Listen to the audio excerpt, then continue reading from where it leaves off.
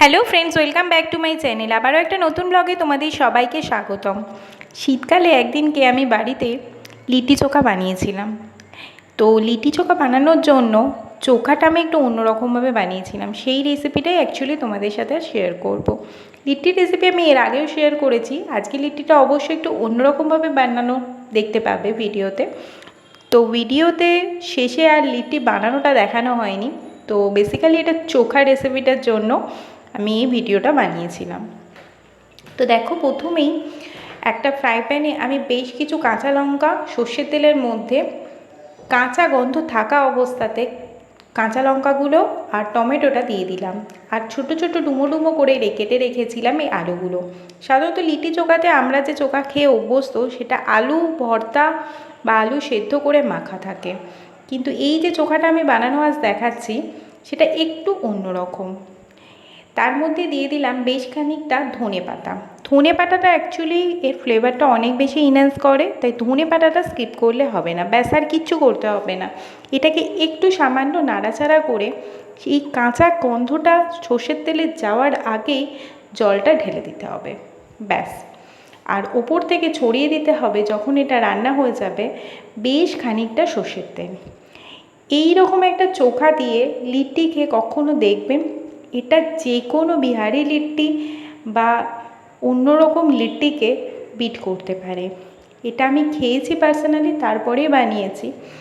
তো আমার খেয়ে মনে হয়েছে নর্মালি যে চোখা পাওয়া যায় বেগুন আর আলু দিয়ে বানানো, অথবা শুধুমাত্র বেগুন বা আলুর চোখা, সেটার থেকে এটা অনেক বেটার খেতে হয়। তো আমার এই কথাটা ভালো লাগলে বা রেসিপিটা ভালো লাগলে অবশ্যই নিজের বাড়িতে একবার লিট্টি চোখা বানিয়ে দেখবেন। আমার চ্যানেলের পেজেতে আগেই লিট্টির রেসিপি দেওয়া আছে এবং চোখার রেসিপিও দেওয়া আছে। আর এভাবে আমি তখনও বানিয়েছিলাম, কিন্তু এভাবে চোখাটা যে পারফেক্টলি হয় সেটা আমি দেখাতে পারিনি। আর এটা না অ্যাকচুয়ালি ওপেনভাবে রান্না করলে একটা অন্যরকমই টেস্ট আসে।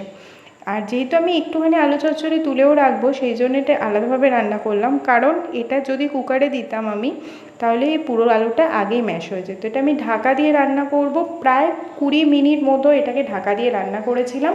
আর তারপরে এই টেক্সচারটা এসেছিল।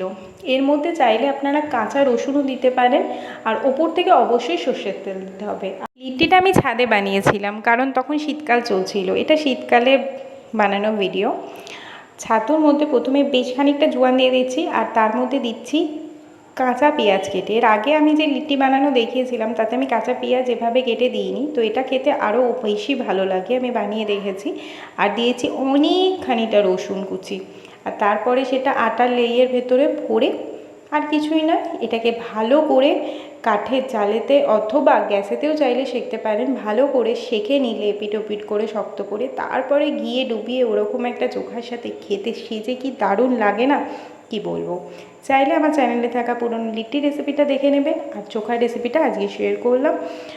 চ্যানেলটাকে নতুন হয়ে থাকলে অবশ্যই সাবস্ক্রাইব করবেন, একটা লাইক করবেন, আর আমাকে উৎসাহ দিয়ে সাহায্য করবেন, যাতে চ্যানেলটা অনেক বেশিভাবে আমি গ্রো করতে পারি।